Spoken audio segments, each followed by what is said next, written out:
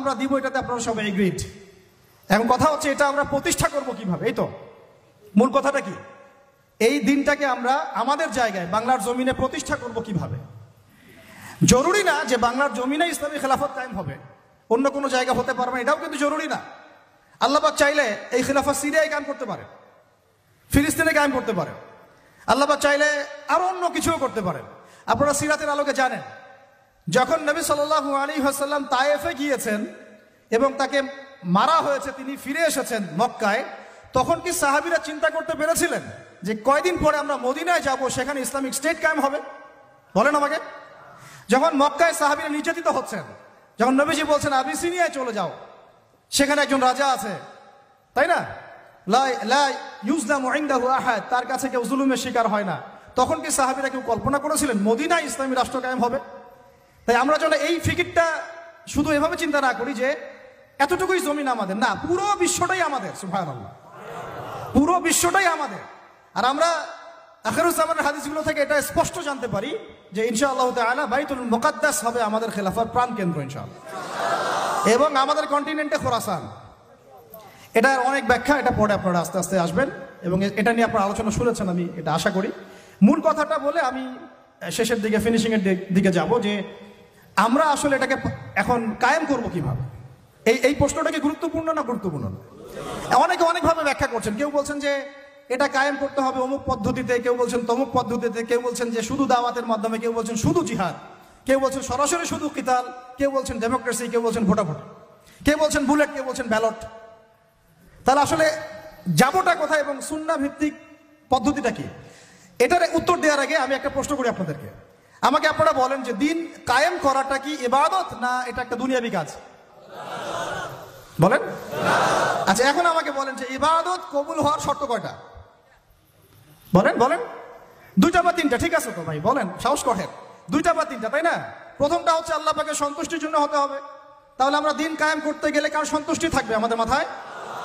শুধু এক আল্লাহকে রাজি খুশি করার জন্য দিন কায়েমের চেষ্টা করা, শুধু এক আল্লাহর সন্তুষ্টির জন্য, অন্য কাউকে দেখানোর জন্য না, অন্য কাউকে শোনানোর জন্য না, বা গনিমত পাওয়ার জন্য না, শুধু আমার ক্ষমতা দখল করার জন্য না, শুধু এক আল্লাহকে রাজি খুশি করার জন্য আমার দিন কায়েমের মুভমেন্ট থাকবে। এই জায়গায় কিন্তু অনেকের ইখলাস নষ্ট হয়ে যায়, আন্দোলন ব্যর্থ হয়ে যায়। আমাকে বলেন যে এখন এতদিন যা হলো, এখন যা হচ্ছে, ভবিষ্যতে যা হবে, এখানে পুরো সিস্টেমটার মধ্যে ইখলাস কি এটা ছিল যে আল্লাহর জমিনে আল্লাহর তাওহীদ কায়েম করা? এখন আপনারা বুঝতে পারতেছেন, প্রথম দিন আমরা স্ট্যাটাস দিয়েছিলাম যে পশ্চিমার কোনো সেবা দাসকে আমরা গ্রহণ করব না। এখন আস্তে আস্তে সব বুঝতে পারবেন, কেবল তো শুরু, দেখেন সামনে কি হয়। শোনেন, এই উসুলটা মাথায় রাখেন, যখন একটা কওম জুলুম করতে থাকে, যখন একটা কওম জুলুমের উপর জুলুম করতে থাকে, আল্লাহ পাক তার উপরে আরো বড় জালেম চাপায় দেন। এরপরে যখন এই কওমটা মাজলুম হয়ে যায়, আল্লাহকে ডাকতে থাকে, আল্লাহর কাছে আত্মসমর্পণ করে, তখন আল্লাহ পাক তার জন্য ওই ফেরাউন থেকে নিষ্কৃতির জন্য মুসা আলাইহিস সালামের মতো মানুষকে পাঠান। এরপর তারা মুক্তির পথে যায়। আবার যখন এই কওম ওই ফেরাউনের কবল থেকে নাজাত পেয়ে বনু ইসরাইলের উদ্ধত আচরণ শুরু করে, তখন আরো বড় জালেমকে আল্লাহ চাপায় দেন। আমরা যেন এই ভুল করতে না যাই, আমরা যেন এই ভুলটা না করি। আল্লাহ পাক যদি আমাদেরকে ফেরাউনের কবল থেকে নাজাত দিয়ে থাকেন, আমরা যেন উদ্ধত বনু ইসরাইল না হয়ে যাই, এটা আমার খুব হৃদয়ের ভিতর থেকে একটা আকুতি আর কি। তো মূল কথায় আসি যে আল্লাহ পাকের সন্তুষ্টি হবে আমার উদ্দেশ্য, ইখলাস ঠিক রাখতে হবে প্রত্যেকটা কাজে। আপনারা বইমেলায় কেন এসেছেন? আল্লাহকে রাজি খুশি করার জন্য। আমি কেন কথা বলছি? আল্লাহকে রাজি খুশি করার জন্য। আমরা ওস্তাদকে শ্রদ্ধা সম্মান কেন করি? আল্লাহকে রাজি খুশি করার জন্য। নাকি ওস্তাদ আপনাকে প্রশংসা করবেন সেজন্য, নাকি এখানে আপনি কোনো স্বার্থ পাবেন সেজন্য? শুধু এক আল্লাহকে রাজি খুশি করার জন্য যখন আমরা সবাই কাজ করব, দেখবেন অটোমেটিক্যালি তাওহীদ প্রতিষ্ঠা হয়ে গেছে ইনশাআল্লাহ। আপনারা যখন সিরাত পড়বেন দেখবেন খায়বার যুদ্ধের পরে মদিনা ফেরার পথে আরো দুই একটা যুদ্ধ হয়েছে।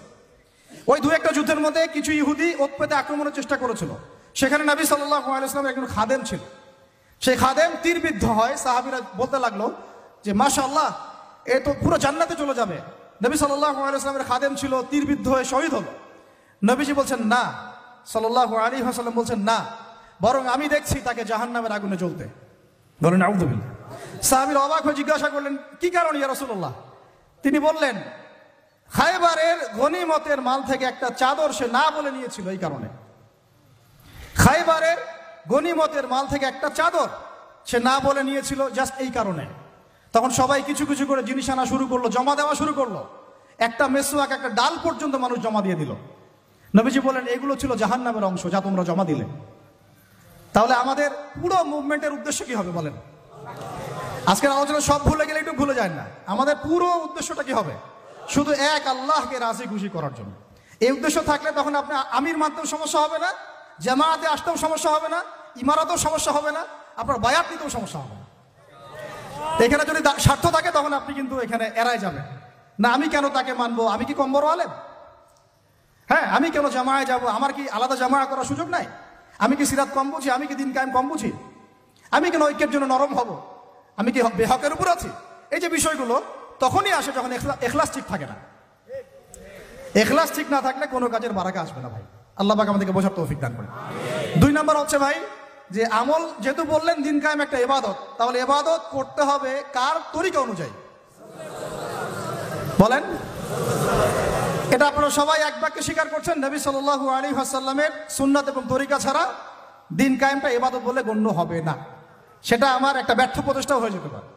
সূরা কাহফে একটা আয়াত আছে, কিন্তু ওই যে কিছু মানুষ মনে করে তারা খুব সুন্দর আমল করছে, ওয়াহুম ইয়াহসাবুনা আন্নাহুম ইউহসিনুনা সুনআ। এদের ব্যাপারে আল্লাহ পাক বলেছেন কুল হাল নুনাব্বিউকুম বিল আখসারিনা আমাল, সবচেয়ে ক্ষতিগ্রস্ত আমলকারী সম্পর্কে আমি জানাবো কিনা। এটা তারা যারা দুনিয়াতে অনেক সুন্দর আমল করে, মনে করে আমরা অনেক সুন্দর আমল করছি, অথচ ওদের আমল বিফল হয়ে গেছে ইখলাস ঠিক না থাকার কারণে, নবীর তরিকা অনুযায়ী না হওয়ার কারণে। তাহলে এখন যদি আমরা এগ্রি করি যে হ্যাঁ দিন কায়েমটা নবী সাল্লাল্লাহু আলাইহি ওয়াসাল্লামের পদ্ধতিতেই করতে হবে, তাহলে আমাকে সিরাতে আসতে হবে কি আসতে হবে না? সুন্নাতে আসতে হবে কি আসতে হবে না? বরং আমি বলবো এভাবে যে সিরাতের সুন্নতে আসতে হবে। সিরাতের সুন্নতে আসতে হবে, দিন কায়েম করতে হবে। অন্য কোনো সুন্নত নাই আমাদের সামনে। এখন অনেক ভাই কেউ বলছেন যে আব্রাহাম লিঙ্কনের তরিকাতে দিন কায়েম হবে, কি যুক্তি তো তারা দিচ্ছেন অনেক। কেউ বলছেন যে আরে ভাই নাই মামার চেয়ে তো কানা মামা ভালো। কেউ বলছেন ভাই আগে এত পুরো রুটির দিকে তাকানোর দরকার কি? রুটির 2-1টা টুকরা হইলে তো হয়। এবং তাদেরকে পশ্চিমারা খুব সহজেই কিন্তু বাগে আনতে পারবে। 10টা করে সিট দিয়ে দিবে, ভাগ করে নেন আপনারা 60টা সিট। তারাও সন্তুষ্ট যে আমরা তো আগে কিছুই পাইতাম না, অন্তত এখন 50টা তো পাইছি।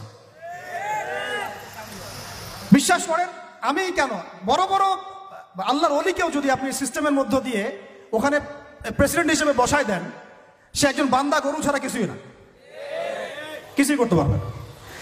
আমরা বলছি সিরাতে সুন্নতে গেলে পুরো রুটিটাই আমাদের হবে। রুটির টুকরা আমরা চাই না, পুরো রুটিটাই চাই। রুটি আমার, তুমি খাইলে খাও, না খাইলে যাও, সোজা কথা। সিরাতে সুন্নতে আসলে আপনি পুরোটাই পাবেন। এখন কেউ বলছে আব্রাহাম লিঙ্কনের তরিকাতেই হবে, হয়তো বুঝের কিছু ঘাটতি থাকতে পারে, এটা একাডেমিক আলোচনা ওস্তাদ বলেছেন, এটা আমরা কিন্তু সবাই সমালোচনা করতে যাব না। অনলাইনের এই জগৎটাকে আপনারা নোংরা করে ফেলবেন না। সবাই সব বিষয়ে কথা বলবে না, সবাই সব বিষয়ে কথা বলবেন না। যে বিষয়ে যে